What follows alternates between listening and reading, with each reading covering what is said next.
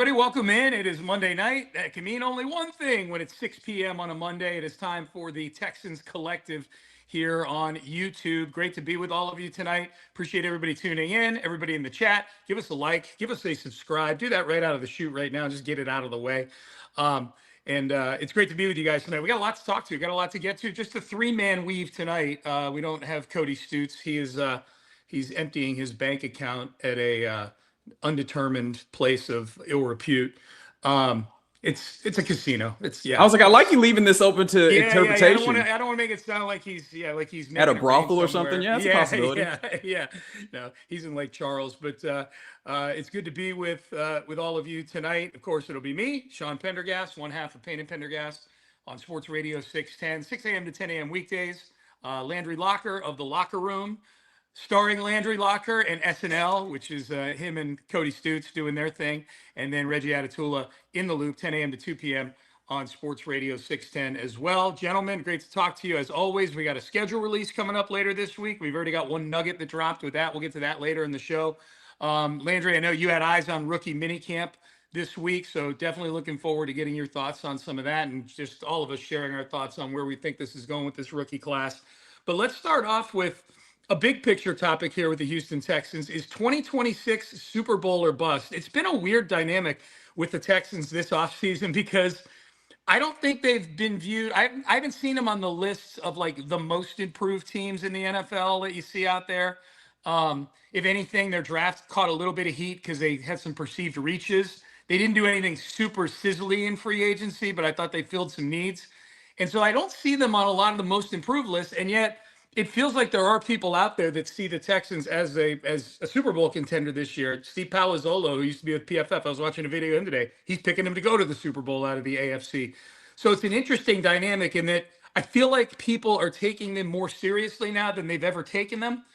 And yet there's not a feeling out there, at least nationally, that they've made huge strides this offseason. I say all that to say, for me, 2026 is Super Bowl or bust. I'll share my thoughts on that, but I'm curious what you guys think about that.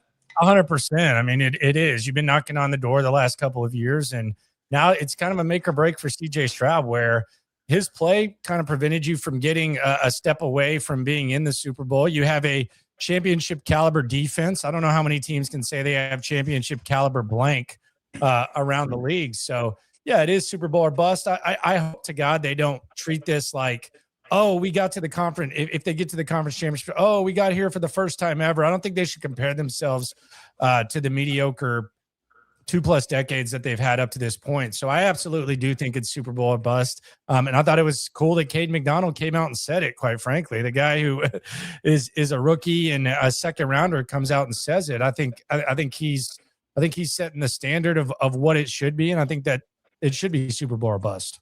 Yeah, this is the thing that's tough for me because, yes, Super Bowl expectations absolutely there. The or bust gets a little tough for me because as much as I think I get what you're saying here, Landry, the idea that you should not be satisfied with conference championship. We got to acknowledge that is something, right? Like that is meaningful, not just in this organization, but just in the league in general, being able to make it to that level and consistently be around that level if that's where you are. The problem that exists in there is, as you mentioned, right, this is a Super Bowl caliber defense.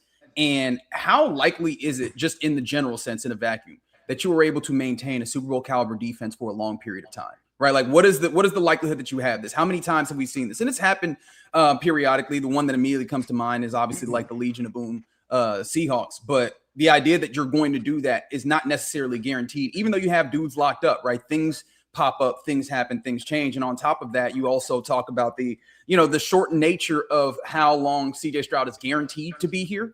Right. The nature of which the way that they built their offense, like you are still depending on some veterans that you're not certain exactly what they will be, not just this year, but in future years. Like you have to strike while the iron is hot.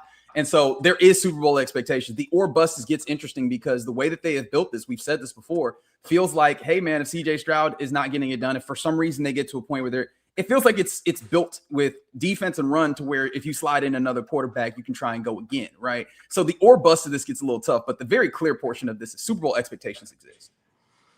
Yeah, for me, where the Super Bowl or bust part comes in, because you can make arguments both ways, obviously. I mean, this defense is pretty much locked up for the next 2 years, if not longer, with some of these guys. So So if the defense is going to be the foundation for this, the defense is going to be built as is for at least a couple more years. For me, it's Super Bowl or bust because the AFC last year was really strange. It was a really, really strange year in the AFC where there were a lot of injuries to guys, injuries to quarterbacks, things like that.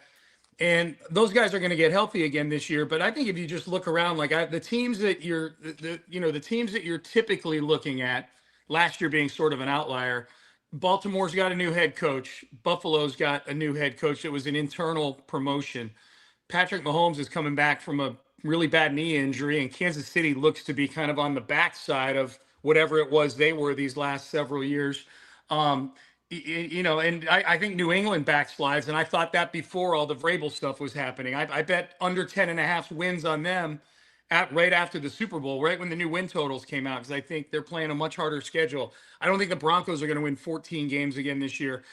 I think the 2 or 3 best teams in football all reside in the NFC. And if we're talking Super Bowl or bust, meaning just getting to the Super Bowl, I feel like the AFC, I feel like the Texans are one of the more kind of solidly, you know what you're going to get out of them picks in the AFC. Like they're the team. They're the team. They might be the team with the fewest question marks. The problem is their question mark, their biggest one, is the biggest one, which is the quarterback.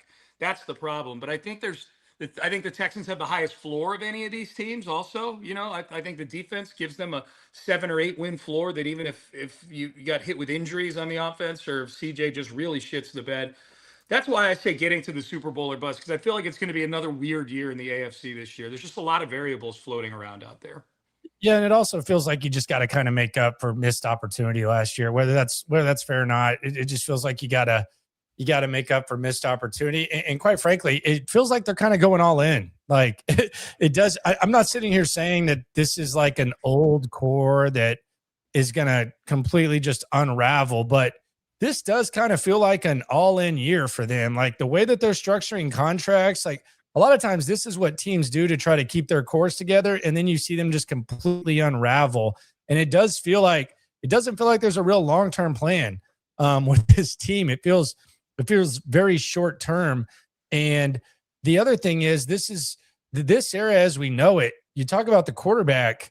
The reason that I think it's bust is because if it doesn't happen, then maybe you're looking at a different quarterback. So when it comes to this era, I think it's kind of connected with CJ Stroud, where it may be, it may not be. I agree with Reggie that when you make these kind of statements, you do very much like in the NFL more than any other sport, you do have to respect the gray area, the variables and all that type of stuff, to where like if everyone gets hurt, then it's not like you look back and say, oh, they should have won the Super Bowl. But I think in this instance where the chips are on the table when it comes to the quarterback, I think that's why, regardless of the why, I think the what is, it's going to be disappointing if they're not competing for the Lombardi. Yeah, and I think that's what makes it, I guess my kind of more analytical perspective ends up hurting, because the way that I tend to view it is almost like a Kyle Shanahan-esque. You just kind of want to be around this a whole bunch, right? Like it's more the dartboard, and if you throw enough of these, eventually you'll knock into it.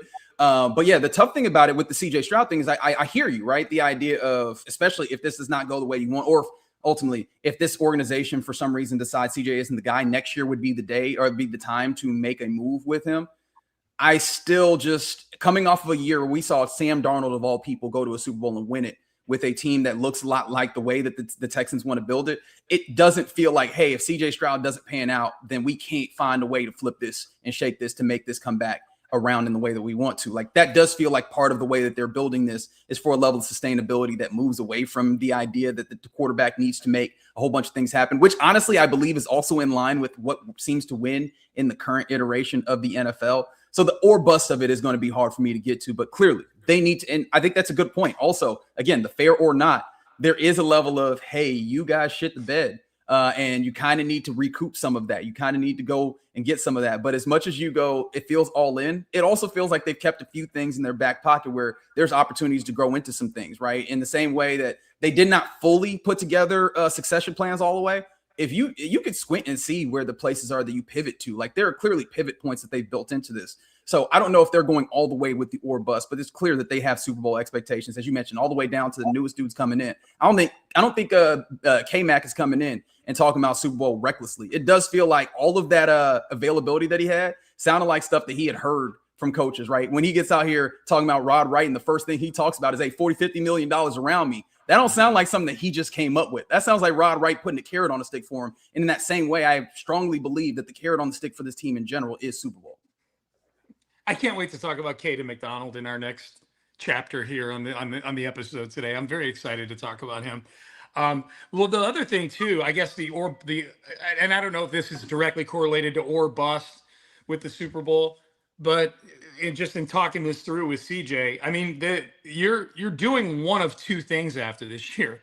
You're either paying CJ Stroud or you're finding another quarterback, So and I think Landry, you kind of touched on it, like the CJ factor in there being so much urgency this year, and for him personally, so much urgency, I would imagine. Like the thing I think is the least likely of all the CJ scenarios is that he plays 2027 on his 5th-year option for the Houston Texans.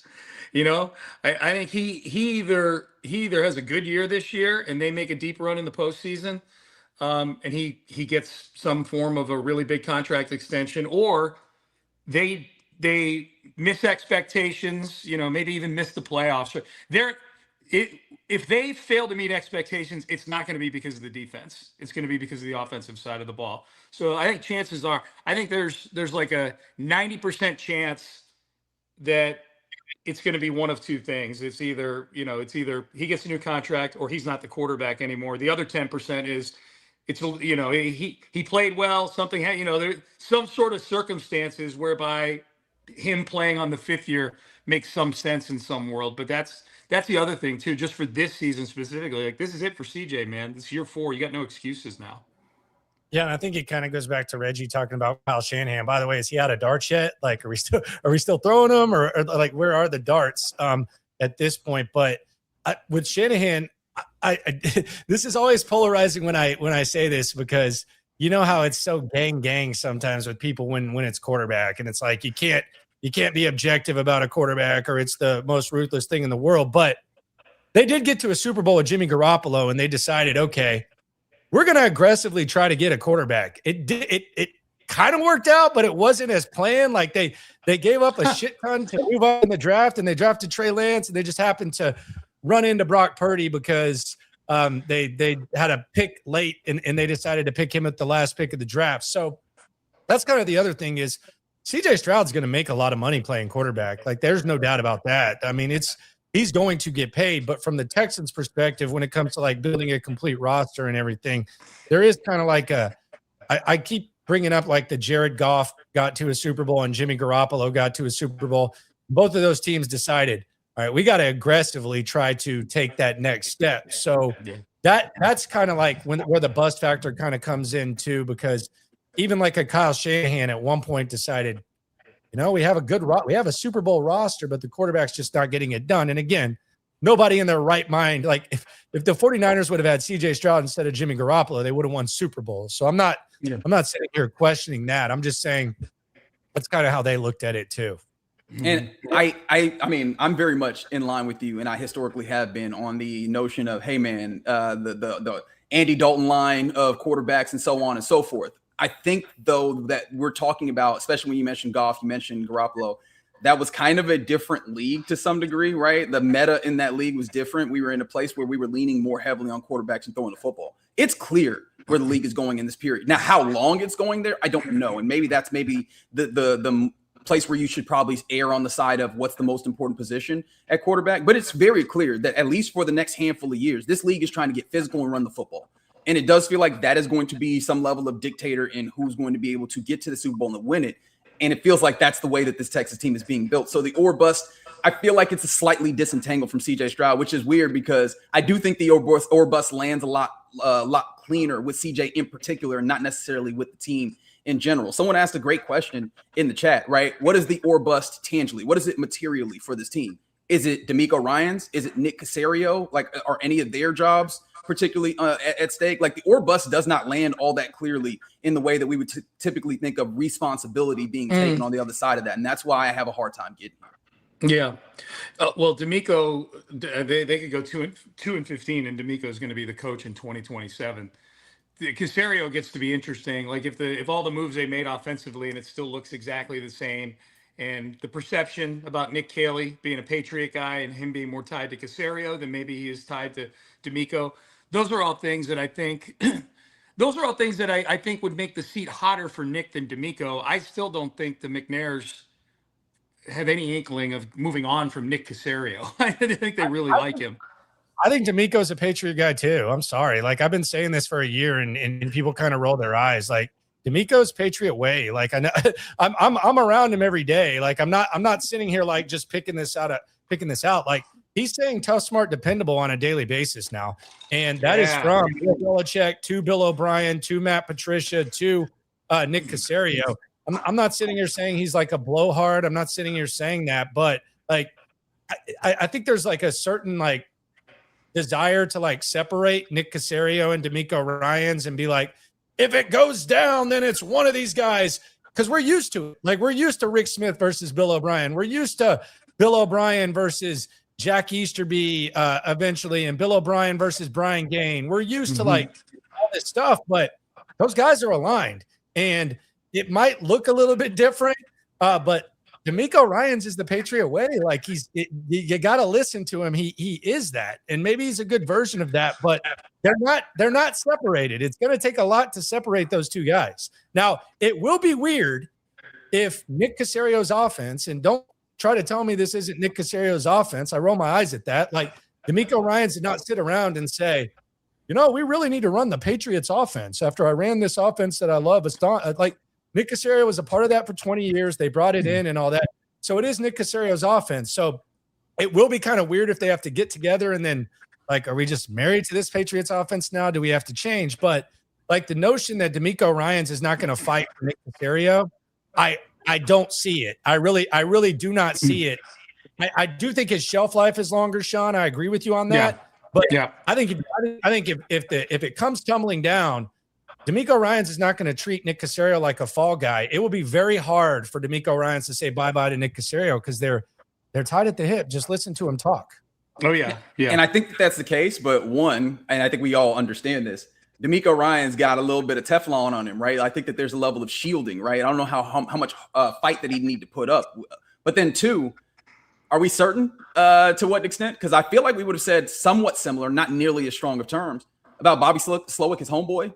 Eventually, homeboy had to go, right? Like, at what point does D'Amico Ryans stop and take stock of what's happening, assuming that things go wrong? Obviously, that's the assumption of this conversation here. Assuming things go wrong and you do not reach your expectations, at what point does D'Amico Ryans ultimately put the team success, if that is the way that he deems, this landscape? I don't have a good answer for that because I do think that Nick Caserio isn't just talking bluster when he says that those guys are in lockstep. It seems like that's the case with all the moves that they made.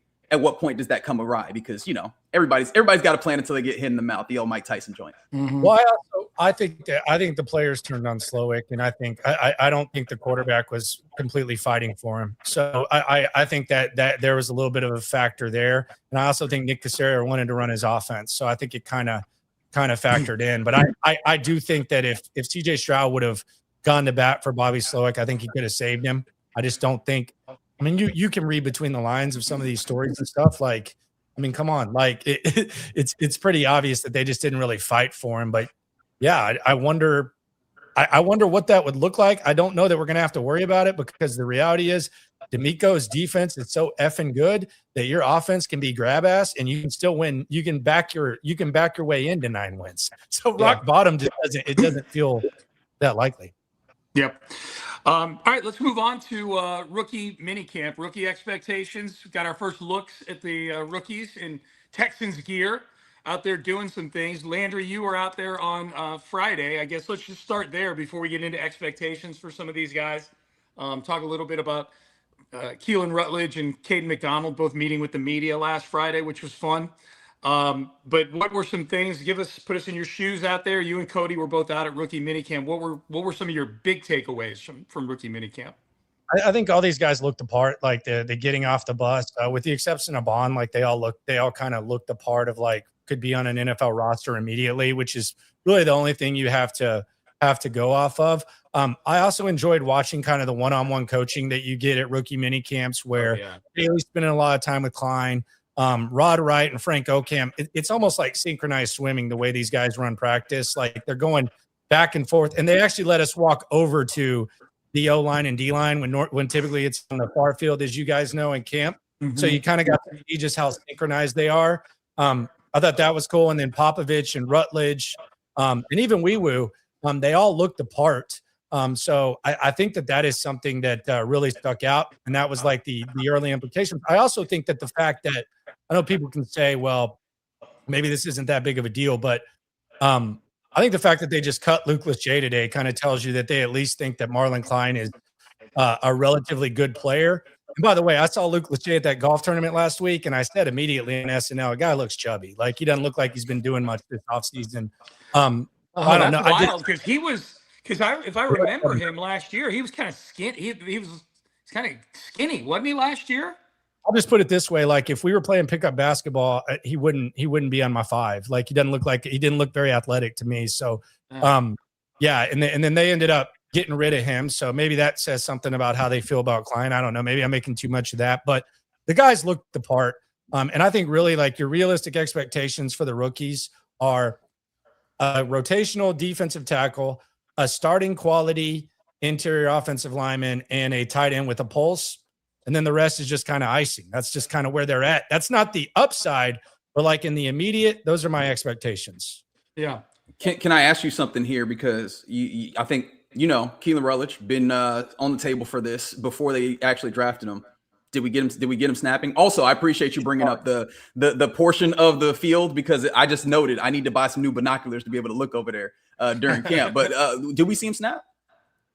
Yeah, it wasn't great. I think he's a guard. I really do think he's a guard. And and it actually like a couple of weeks ago, I said I could see Wee Woo as like a surprise cut.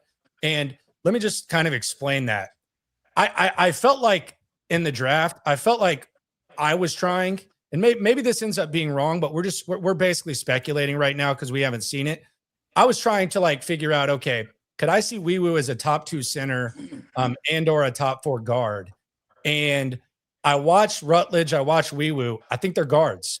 And I know you, me, Sean, everybody, we thought they needed an upgrade at center. And I don't completely still feel that they don't, whether it's Jake Andrews or anyone else. I don't think that they felt that urgent. I think Jake Andrews is their starting center. And if I were betting right now, I would bet good money that they're anticipating that to the point where I would almost say that maybe eventually one of these two guys develop into a center. But early bets, could be wrong. I would say perhaps Brown and Patterson are competing for backup center spot, and then maybe those guys develop into it. And some people will say, well, that's crazy. How could you say that about Jake Andrews? Well, which is weirder? Jake Andrews getting a starting job back this year after they've said that he was hurt and that he's already been in the system, or Jake Andrews at this point last year being the starting center and never looking back?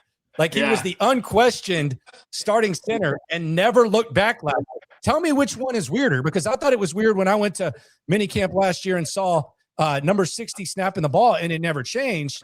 And I think it's a real possibility. And there's also history. I actually done nerdy ass like history of the center with Patriot coaches in recent history where it's really weird, but Bill O'Brien loved Nick Martin for some reason. I don't know why. Like he got a new contract. He was awful and he loved Nick Martin for some reason.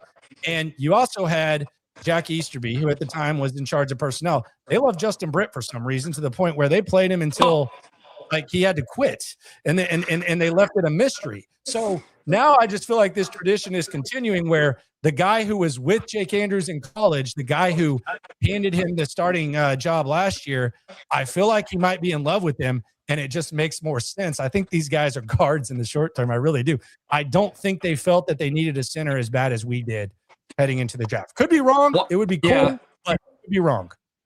Why you said something earlier when Reggie asked you about Keelan Rutledge snapping the ball, and you said it wasn't great. I'm just curious if you could expand on that a little bit. just wasn't smooth, didn't look natural. It wasn't like snapping it over the quarterback's head. It just didn't look natural, which is appropriate. Like it would be strange if he all of a sudden goes out there and looks like, Chris Doing Myers it for 10 years. Like yeah. So it's appropriate, but it didn't look like overly natural. And I think he's a really good guard. And the other thing is this, like they made 3 moves in the offseason. Okay. Like, and I know that it's natural to get kind of high on the moves. All right. They re-signed Ed Ingram after 1 year. They brought in Wyatt Teller after 2 really bad years, and they made a first-round pick. All 3 of those aren't going to work. Like that's just not the way that like signings work. So I think it's possible that Rutledge is one of your starting guards sooner rather than later. If he's a starting center, then Cole Popovich deserves a hell of a lot of credit for that. I just think that they like Jake Andrews a lot. That's wild. I was always okay with that as a backstop. So if you end up there, I mean, ultimately, again, you mentioned it. He held down the center spot all last year, right? It would be weird only in so much as, hey, last year, you wanted to be stronger in the middle and you weren't. Like it was evident that you weren't as strong in the middle as you wanted to be. But as far as like getting people in the right places, that changed up. Like that showed up in a way that mattered. And so I think that he could hold that down, especially at a position in center that we don't talk enough about the fact that as much as we talk about the big uglies, that is a position that is a little less big ugly than the other big uglies, right? And so if you have that mental portion of it, and hopefully if they get these guard position rights, it helps a lot better. And you hope that defenses aren't so good at picking him out, making him isolated, and then whooping his ass up the middle. Like that's the only thing that you have to hope in that instance. But it's better if you have a circumstance where you understand what's happening, everybody's getting into the right spots, and the remainder of the 4 are able to, fan in the right directions or, stun the right directions that ultimately allow you to pick up stuff. And maybe they can help, this is a team that used a whole bunch of duo. I don't see them moving away from that. He's going to have help on blocks. It's not the worst thing in the world, but I would prefer if like all summer long, Keelan Rutledge is snapping and all of a sudden we come back at training camp, we go, oh, this looks different. And now he has a chance at this. It'd be awesome. It's a fluid situation. I'm just trying to make sense of it at this point. And I'm also having an appropriate, I think, amount of respect for how hard I think it is to play center. Maybe I just don't know shit, and how hard I heard that it was to play center in this system. So maybe these are just outliers, but I just kind of just saw this and I was like, okay, maybe they just thought they were guards. Yeah, I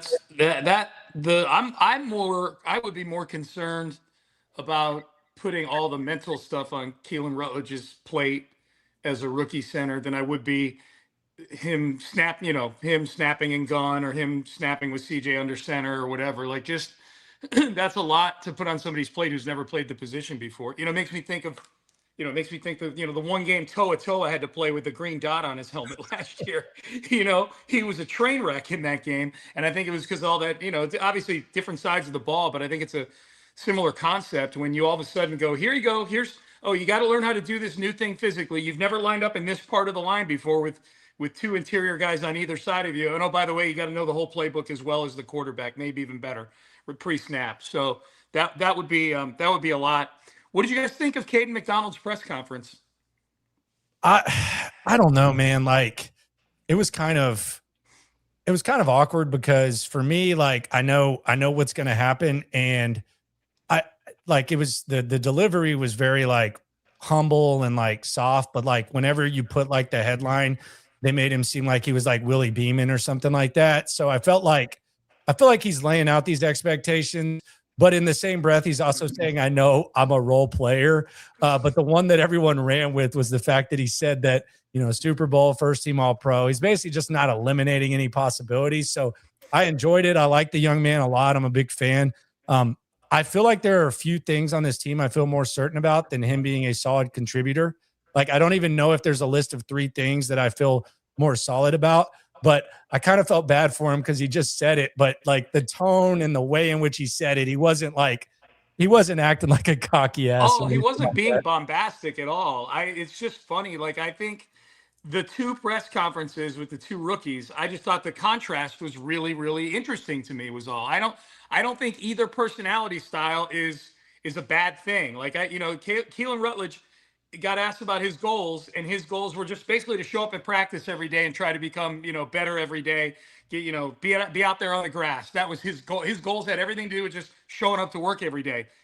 And Cade McDonald is win a Super Bowl, rookie of the year, all pro in his first year. He was able to rattle off Will Anderson and Danielle Hunter's exact average annual values, not once, but twice. Brought up a second contract, his second contract in the press conference. I said this to Seth like a week ago, like back, it was back in the draft. Caden McDonald got interviewed, I think, right after the draft somewhere.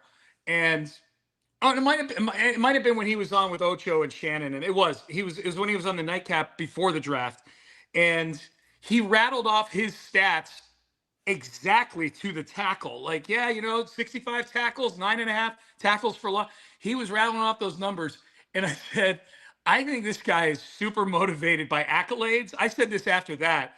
I think he's motivated by accolades. I think he's motivated by money. And I don't think that's a bad thing. I think, like, if that's what motivates, as long as it brings out the best version of you as a player, then who the fuck cares what motivates you? You know what I mean? Like, I think he'd be a great salesperson. I said that on the show today. That's a guy who is he's got tunnel vision on what it is he wants to get out of this game monetarily, and I got zero issue with it. I just thought the contrast between those two was fascinating to me because I'm super hyped for both guys. So do you think he could tell you if you asked him how many Buckeyes did you have on your helmet? He knows the exact number. Yes. I think he knows the exact number of Buckeyes he had and on he his knows helmet. how many Sonny Styles and Downs and I bet he would. You know what? I think the guy's probably a really good teammate too. You know, like he probably could. He definitely knows how many he had on his helmet. 100%. And it's to the point where we got to ask him that. I'm going to ask him that. That's going to be got to ask him that. Yeah, I'm going to ask him that. Got to ask him. Yeah. I mean, in an attempt to make sure that people get this right, we don't got to lie to kick it, right? Like when he's talking about all pro, when he's talking about rookie of the year, when he's talking about Super Bowl, he finishes this off with, and I think that's all realistic. Like he ain't, you know what I mean? Yes, like, right. we ain't playing no games here. He's like, no. Honestly, you know what? And I did not say this on the show. I say this for right here. This reminds me of a African-American proverb. It ain't tricking if you got it. You know what I mean? Like this feels very much like, hey man, I can do this, right? Yeah. And you talk about the numbers. Again, I very much heard a dude who was rattling off the carrot that was put on the stick for him Absolutely. by these other dudes, which again, maybe speaks to what D'Amico Ryans was talking about, which is knowing your personnel and knowing how to motivate them. It sounds like they hit right home for him. He was like 40-50, let's do it. But ultimately, the thing that helps me, wave all that away and just kind of laugh about it is, again, what you were talking about, Landry. He knows the role, right? He's like, hey, man, I am here to help these other dudes get off, right? Like, I'm here to help these guys get up the field. He very much understands that all of that comes as a byproduct of what we do on this field. And ultimately, what he already is capable of doing, again, what he's got is what is going to be necessary for this team. So, no, I mean, I like the personality. Honestly, you know what I was more upset about than any of that? That he was always telling us that, like I already said, like, all right, so we just going to take this one. We're going to take this one thing that you said earlier, and we're just going to play it back because you're going to let us know every time. That was more annoying than any of this other stuff. It just felt like this is a cat who's like, hey, man, we're going to do what we need to do. We're going to rock out. We're going to go get some accolades, and we're going to get paid. Yep. Cool. Yep. Absolutely. All right, boys. We have let's talk about SeatGeek real quick. And we got a new sponsor of the program, SeatGeek, man. Astros tickets never been cheaper. They can get even more cheaper with SeatGeek. All you got to do, and you can go to any event, anything. All you got to do is use that code Collective10. Reggie, I know you're going to be at some Astros games. Maybe some Astros games, but it's not just that, man. Events around the city, man. If you want to get out and enjoy your summer, man, this is probably the way to get your ticket at a good price. SeatGeek. Here you go. Do you know SeatGeek's the #1 rated ticketing app? Over 70,000. Oops. Do you know SeatGeek's the #1 rated ticketing app? Over 70,000 tickets on there, from festivals to shows to events to sports. Of course, sports is featured heavily on SeatGeek. And you want to go to the game? You can. You want to go watch the Stros when the Motor City Kitties are in town, like I'm planning to do? You can do that. Framber Valdez in town, melting down. Don't threaten me with a good time. SeatGeek's got those tickets. Or maybe the World Cup is more your style. Germany and Curacao, the Netherlands and Sweden, Portugal and Uzbekistan. Maybe you want to go see that. SeatGeek's got that for you as well. They got everything on SeatGeek. And right now, you can get 10% off your next set of tickets at SeatGeek when you use our code Collective10. That's 10% off any tickets with the promo code Collective10. Make sure you click the link in the description down below. Download the app. The code will automatically get added to your account so you can use it for later. Thank you, SeatGeek, for 10% off when you use the code Collective10. All right, there you go. That's Oh, now he's going. Oop.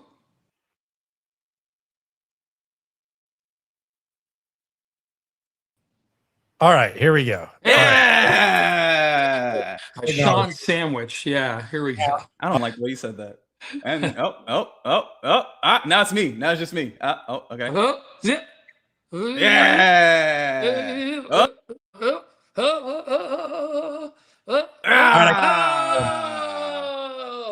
Rubik's Cube here. Yes. On the collect. There we go. That's what There that you go. was. Good to go. That's what that was. The biggest thing, Collective 10 SeatGeek. Make sure you use that. That's There you go. There you go. All right, fellas, let's get into our most improved positions on the squad. And I'm going to get it started. Though I jotted them down. I jotted down. I don't know if all these are necessarily improved, but I'm gonna throw one out there, and I don't want to steal them all or anything like that. I'm just gonna tell you the first one that popped into my head: safety. The safety next to Kalen Bullock, and that was an Achilles heel for this defense this past year, due to injuries largely, and C.J. Gardner-Johnson being a loon. The fact that the one that pops into my head is on the defensive side of the football. That's the part that has me most excited about this defense. Is I don't know that there's any kill spots on it anymore for the other team. You know, with bringing Reed Blankenship in to solidify that other safety position. And the thing I love about Reed Blankenship is he almost pinches himself when he talks about being on the Houston Texans defense. Like the fact that they called me and they wanted me to be on this defense and they really like me and things like that. There's just something about Reed Blankenship that I really like. But that was a position of frustration last year for this team. They played 4 or 5 guys at that thing. They had Kevon Wallace in there at the end of the year. Like when you're cutting the guy who's your starting safety in week 17, there's issues at that position. That's the first one that actually popped into my head. For all the things they've done over on the offensive side of the ball this offseason, the one position I feel really good about them solidifying is that we'll call it the strong safety position with Reed Blankenship. Yeah, I would agree. Safety depth is crazy. You got young guys, you got older guys, and you added Ramsey to the mix. I think he's a younger MJ Stewart. That would be that would be what I would think. I would think there's a possibility there. But for me, it would be running back. And I think this is kind of a tradition. And I don't know what the upside is, but I think David Montgomery is clearly an upgrade over Nick Chubb, rightfully so, with everything that Nick Chubb went through physically. And I think Woody Marks could be better. And Jawar Jordan is a running back who's actually had a really productive NFL game, not a special teamer who's like filled in randomly as a kicker and stuff like that. So I think the running back position is better. And this is the tradition like no other. We always kind of harp on histories of bad moves. Like before last year, it was Nick Caserio with offensive linemen. This is part 3 of the throwaway running back trade, where you go back to 2019. You get Carlos Hyde as a throwaway for failed offensive lineman Martinez Rankin. 2024, Joe Mixon. He's going to get cut. They just brought in Zach Moss. The Texans get Joe Mixon when he was going to get thrown away. And then David Montgomery, he was going to go somewhere. You go get him. The Texans actually have a pretty good history of getting running backs in throwaway trades, and those guys producing at a pretty high level. So those were both 1,000-yard rushers, both those guys, Carlos Hyde and Joe Mixon, both 1,000-yard rushers. And the one thing that obviously we all know about David Montgomery, in addition to being better than Nick Chubb, it seems like he could punch it in, which is something they needed desperately. Yes. I'm going to be a sicko. Tight end is a clear upgrade. Knew it. Tight end is a very, very clear Foster upgrade. Moreau meat on the bone for you, Reggie. And I'm not even going to be so sick as to go, well, I mean, I know that he can get out here in these flats, catch this football, right? And I'm not even going to tell you too much about Marlon Klein. off of the strength of the injuries that you had last year, you got 2 more healthy bodies. And then the bodies that you had last year, they're back again. And more importantly, it seems like they have honed in on exactly what they want tight end to be in this. So, like, they have a better profile of the dudes that can actually do the thing that they want. Like, no, gone are the days, I sure hope, that you're getting out here being like, damn, wonder if Dalton Schultz will block that end. You know what I mean? Like, you got dudes who are supposed to be able to do that. You got dudes who have the physicality to actually do that we've seen in Foster Moreau, and then dudes who at least have like the shape, and hopefully they'll be able to do this in Marlon Klein. And then God forbid, you have some level of like progression from Cade Stover and Brevin Jordan's actually healthy, right? Then you're talking about something else different. I mean, you mentioned it. They said goodbye to Luke Lachey today. Now, I don't know if this ends up being one of those, he ends up coming back on the back end of the roster. I don't know. You know, you're never fully gone in football to some degree. But I mean, they've got 5 guys that all reasonably have reasonably have a chance of being some level of useful to you. Obviously, there's various different degrees of that, but that is a huge change from what it was last year, especially by the time you got to the regular season. Yeah, I think I wrote down both the ones I had safety, tight end, running back, and then I wrote offensive line question mark. And I do want to talk about that for a little bit, but I think to your point, Reggie, it feels like they like tight end is sort of an adjunct to the offensive line of them kind of figuring out what it is they're looking for in that position now. You know, like it feels like they really figured out what it is they're looking for in offensive linemen. They want to become a more physical football team. And I think that extends to the tight end. And I think between signing Moreau and drafting Klein, that's an indication of that. The fact that none of us brought up offensive line, how do we feel about that? It's a lot of volume. I think it's kind of similar to tight end. But the thing about that is that I think tight end, I think it's easy to see like what it's going to look like. But I like what they did on the offensive line. I don't know that I love the Braden Smith move without the Trent Brown move, and I don't love Trent Brown without Braden Smith. So I think that's good short-term platoon of your right tackle. Wyatt Teller, I don't know what it is, but just for some reason now I'm just kind of like, okay, are we sure this guy still has it? And I don't know about Ed Ingram, but they've added 2 young guys behind them. So outside of really center, depending on what happens with the rookies, I think the lack of confidence in the offensive line it's not completely dismissive. It's just the fact that, yeah, there's a lot of bodies, but what does it look like? How does it work? And I think once they get together as a team, it might be easier to kind of envision what it looks like. Yeah, I mean, at the very least, and this again, not going to inspire a lot of confidence in the way that I say this. Isn't it nice to know that you have dudes who have set positions? You know, like isn't that nice to have dudes that you can reasonably look at and you kind of put them in their places instead of like a full best 5 approach coming into this? Like, I think that helps a decent amount. We've seen a decent amount of these dudes play in the positions now, and we've seen that they can do it. Are they going to be able to inspire that same level of confidence this year? Ends up being the question. But that's what you'll see when you get out there, and you at least have reasonable substitutes if the frontline guys that you have in your mind don't quite do that, right? And I think that is probably a big upgrade, but it's still a big question as to what it looks like and how they're able to sustain success. Yeah, that's the one group I just can't say that they're among the most improved until I see what it looks like. You know what I mean? I cannot. Yeah, I can't. The other ones, I've watched David Montgomery carry the football. I know he's better than Nick Chubb. You know, I've watched Reed Blankenship play safety for the Eagles the last 4 years. I know he's better than whatever in any given week they were putting out there at safety. You know, so when it's a little more individualized like that, it's easy. Offensive line, I got to see what it looks like. I got to see who the 5 are, all of those things. It might be improved just by default because how many other positions do you actually have changes at, right? Like that's part of this as well. Yeah. Well, I was thinking about this too, as you guys were talking. Is there a position on this team where you're concerned that they've backslid, where the opposite of improvement, that they've gotten worse to the extent that it's noticeable this coming season? Without naming like a specific position, linebacker depth, I think it leaves a lot to be desired. Like, is EJ Speed going to be as useful as he was last year? And these other guys, although Woodaz does look the part of a linebacker, I was wondering, you know, what he looked like. You know, there's talk about him being kind of a tweener. But I would say linebacker depth, we'll see what it looks like. Although with that said, I mean, Christian Harris, I think he's shot. I think the injury is like was a bigger deal than it was. So it's not like you had a lot of linebacker depth last year, but I'm keeping a close eye on the linebacker depth. And maybe it's more so that I don't know that they improved it much as they took a back seat, but that would be my answer to that. Maybe punter. Who knows? Punter was actually what popped into my head when I was thinking about that. Yeah, maybe punter. For me, I just asked myself, and I feel like we talk about this a lot, Seth and I do on our show, but Derek Barnett and Danico Autry are better football players than Dominique Robinson and Dylan Horton. Period. End of subject. And so I feel like depth. I don't feel like there's any real starting position anywhere on either side of the ball where they've gotten worse. I think they are a better football team now than they were than when they ended last year. But Daniil Hunter and Will Anderson played 17 games last year, and they played 80% of the snaps in all those games.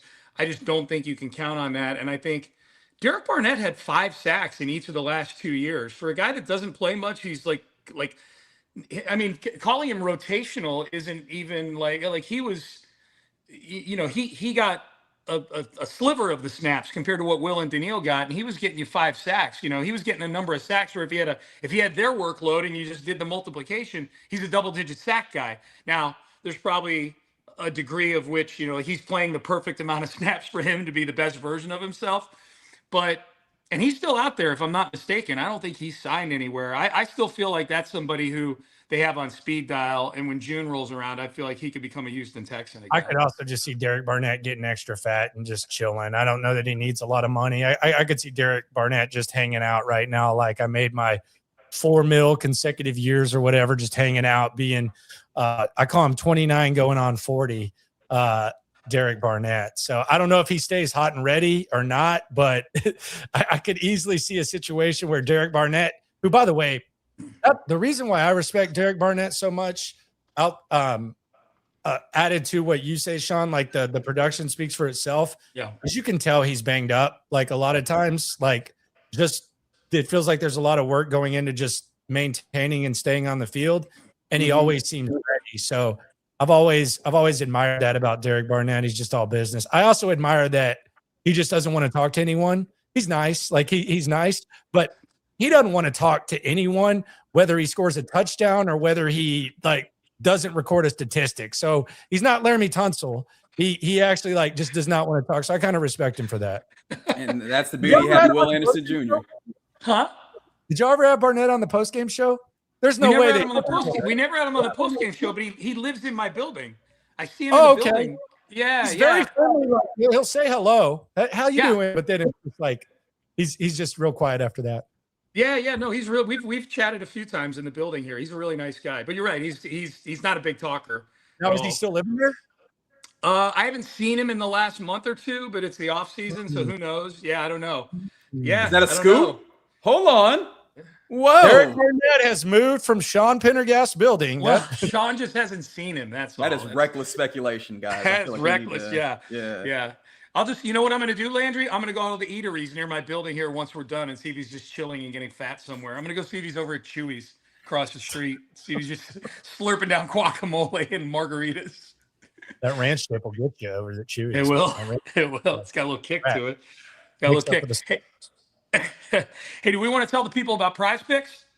We definitely do, and it's the perfect time because the playoffs are going on, and I've been playing a lot of PrizePicks during the playoffs. I don't know what you guys want to do, but we're about to have a little bit of a doubleheader going on here for hoops. PrizePicks. Gracious, yeah. Cody is way better at this than I. There you go. With the PrizePicks. So we're each going to pick one. Cody's not in the way. No dead weight. We're each going to pick something that from the doubleheader tonight with Cleveland, Detroit, and the Lakers and the Thunder. So Reggie, start us off. I'm going to give me Donovan Mitchell more than 6.5 2-pointers made. I think that Donovan Mitchell goes into all right, James, you're not gonna do nothing. I got a big dog mode tonight. I don't know that it's actually gonna work for the Cavs. I do think that this one ends up with Detroit moving on, but I do think that Donovan Mitchell tries to go into a volume scoring portion of the program and gets the 2-pointers up to a seven made circumstance. Okay, that's a good one. Yeah, that's a really good one. All right, so we have. You say that. That's how I feel every time, and I end up being the one busting the collective bid here. So where are we at on the 2 points made? I see the threes. I never even used the two. It might be under the popular. I think it's popular, anyways. Okay, it's popular. Yeah, it is. It is under popular. Okay. Popular. Yeah, there you go. There you go. There we are. Uh, Man, we really take Cody for granted now, don't we? there it is, yeah. right there on the left. There we There go. it is. 3.5, 6.5, 2-pointers made. All right, Sean, go ahead. I'm gonna keep you on that same page, the popular one, Landry. Just make it easy here and give me more than 12.5 points for Jared Allen tonight. Okay, little Yeah. Jared Allen action. Okay. Well, Jared Allen Going at hard. home, the vibes. Yeah, I like it. I like Jared Allen more than 12.5 points. All right, and I'm going to go with James Harden points. And I know that's dangerous, but it's very friendly. We got the green gob there, so we're going to make this, since it's a little bit conservative, we're going to make this a not a flex. We're going to make this a power. I don't think we got to pick somebody from the other from another team. We can't have all three guys. Oh, we got to diversify here. Yeah. Well, then let's say Pick one for Cody. Pick one for Cody. All right, Cody would go with he would go with something with Thompson. Cody will go with Asar Thompson, and he will go with under 9 points, less than 9 points. So there we go. $10 wins. We'll go 15. 15 wins. 112. There we go. Boom. Oh, nice. Smooth as possible. There we go. That's how easy it is to play. Lineup submitted. There we go. Don't forget, Fade the Collective is always an option on Prize. Always. You got like 8 minutes to fade us on this early game. You saw how hard that was. We were pulling teeth. You might just want to go opposite us and make some money. But if you That's play, all you got to do is play a $5 lineup, and you don't even need to win, and you get $50 in bonus lineups when you use the code HMA. It's that easy to play. PrizePicks is fun. PrizePicks is the only way to make some of these Astros games watchable. Have you seen the NFL season section? Like Jaden Higgins right now in the NFL season section is like less than 600 yards. Really? Ooh, I Sleeping like on the him. more than on that. Dalton Schultz is around 500.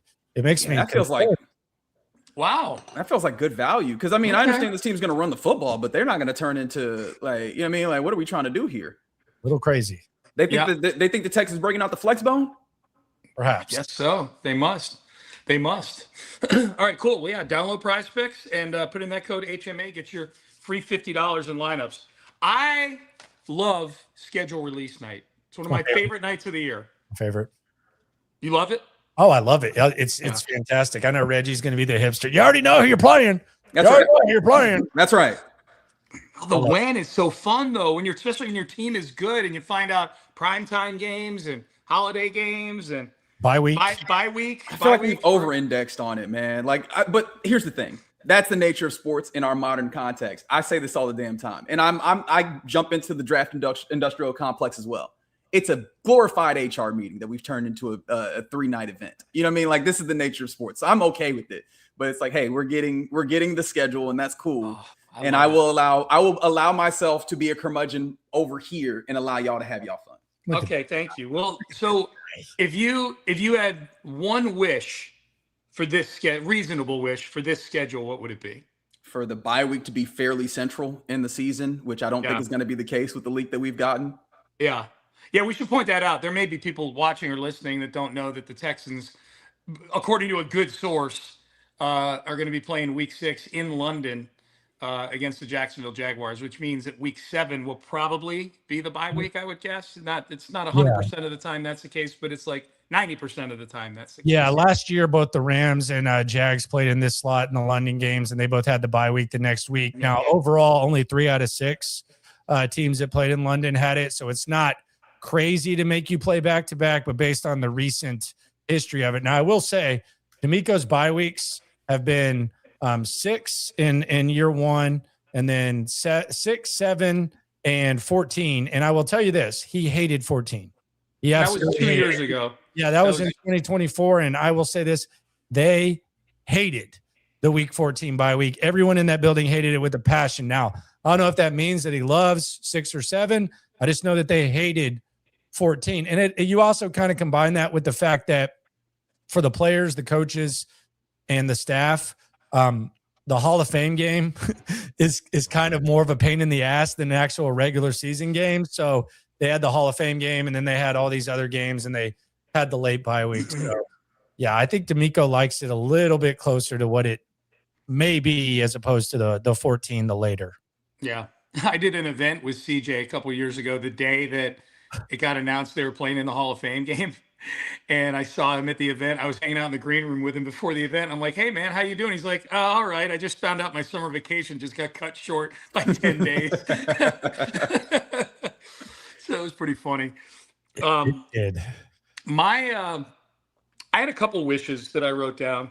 One is I want a patsy in week 1 because I want them to break the franchise record for consecutive wins in the regular season. They're sitting on 9 right now. That tied the record from Bill O'Brien 2 years ago. So I want them to break that record. So I'd like that to be as easy as possible. You know, Titans at home or something like that would be just superb. Glory. Maybe even at Cleveland and do it against Deshaun Watson. That would be kind of fun too. If indeed he starts week 1. So that would be one. I don't want any of this holiday bullshit anyway. Like I didn't like working on Christmas Day. Yeah, let's be selfish. Yeah, it's totally selfish. Yeah. So I don't want that. Also, they've got a ton of games on the schedule that could be cold weather games. They play a shit ton of northern, northeast, Midwest teams on the road this year. I counted 6.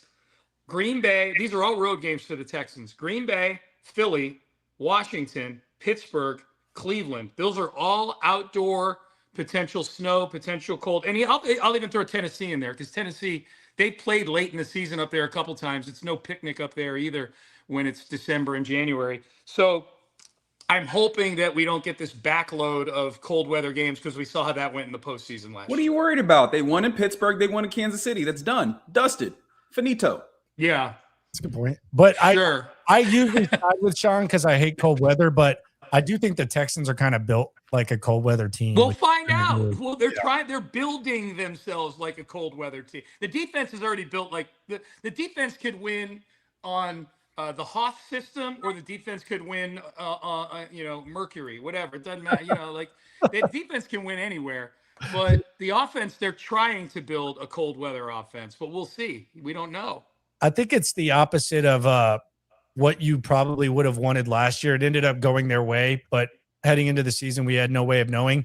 I think you won Indianapolis early this time because Daniel Jones is going to be recovering from his injury. Yeah. I'm not sitting here saying he's going to be awesome when he comes back. And Alec Pierce is actually hurt too. He had a couple procedures. So I think you might want the Colts early would be one wish thing. What about the Bengals? I want to open against the Bengals or the Chargers. I think those are just really good measuring stick games. The Bengals is number 1 on my list for game that I'm looking most forward to because I just don't think you can. I mean, there is so much. I mean, you got Stingley and Lassiter versus Higgins and Chase. You got Stroud versus Burrow. You got the interior line against Dexter Lawrence. You got a team that's aggressively all in like Cincinnati against the Texans. We've never seen Burrow in person. So we haven't seen like what he's got. So I think it'll be cool to see that. But I would like them to do like the Chargers or the Bengals to start the season. I think that would be fun. Much like the Rams last year. Yeah. But hopefully they don't throw the ball to Dari. Oh, he's not on the team. Wow. Not yet. That's my Nigerian brethren. Calm down a little bit. I would like the Chargers early, just maybe not week 1, and maybe this is just me enjoying Black Mike being Black Mike. They just added David Njoku, and I was like, damn, that's another tool that they have over there. Like, I don't want to face them later on the season when they have a chance to possibly be humming. You know what I'm saying? Like those guys on the edges coming back. That's what he is. No, they hired him in Miami because he's Black Mike. You know what I mean? But yeah, the guys the tackles that they have coming back before he gets this thing really figured out. I want to make sure that, hey, let's hit this early. Like, I'll be the coward if you want to call me a coward. I don't want to hit that in week 14 when Black Mike got them boys going up and down the field. You know what I mean? I was trying to figure out who the hell you were talking about. Mike McDaniel, offensive coordinator of the Los Angeles Chargers. Just for everybody. I figured it out, and now I'm laughing. That's he Black is Black Mike. Mike. He's Yeah. Black Mike. No, he is. He's Black Mike. You know, They got the draft pick and everything. Well, I'd rather get the Chargers late in the season after all their offensive linemen get hurt like they do every year. I'd rather give the Chargers a chance to get everybody injured on the offensive line than play them like in week 12 or something like that.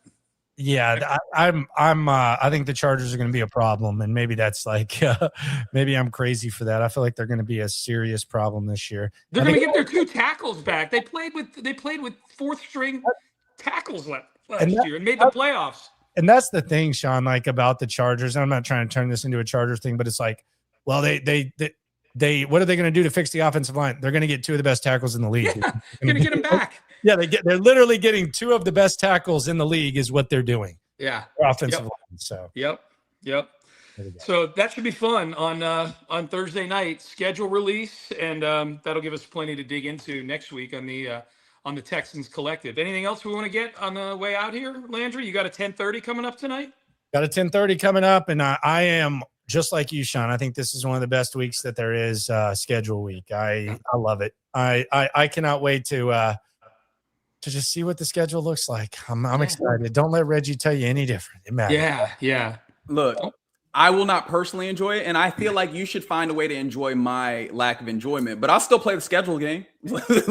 I know what it is. Like, let's go ahead and count these W's and L's. You better play the schedule. Let's do it, baby. You know, I understand what the game is. Do the hoes like the schedule release? Oh, the hoes love the schedule release, man, Yeah, because we that's get what I'm videos, man. It's the social media around it, right? Yeah, we get that's the fun. true. It's a big social media day. Yeah.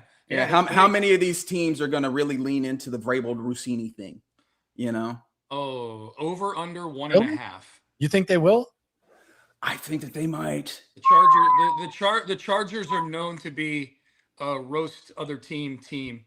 I wonder if the league behind the scenes sends out a preemptive cease and desist on making Vrabel and Rossini part of the videos. But here's the thing, right? The Patriots ain't make no friends around this league. First and foremost, Robert Kraft is an owner, right? Robert Kraft is the owner. It's not like he got all the friends amongst the other owners. Then at the other levels of this, like, people don't love that team. At the very least, the AFC East don't have some barbs. You know what I mean? Like, you telling me the Jets that don't usually have an opportunity to laugh at anybody not gonna take their shot? Very good, like prop bet, like emerging possibility by you. Yeah. I am very, very impressed with you. You're not typically the gambler that Sean Pendergast is, but this right here can spark some wagers. Few are on on matters of importance like this. I can get into it. You know, that these are important things. Absolutely. All right, fellas. This was fun as always. Landry, any Spanky shows coming up or anything like that? Yankees this Friday. We'll be there. There square. We got some gifts to give away. Oh, nice. And you'll be breaking down the schedule, you and Cody, too. On Damn Friday. right we will. We're live streaming as soon as it comes out. Big and deep. Oh yeah, for sure. All right, boys. That'll be a whole lot of fun. Schedule coming out later this week. Cody will be back with us next week, and we'll do this all over again on Monday. Big thanks to PrizePicks. Promo code HMA to get your $50 in lineups just by playing a $5 lineup. SeatGeek as well for sponsoring the show.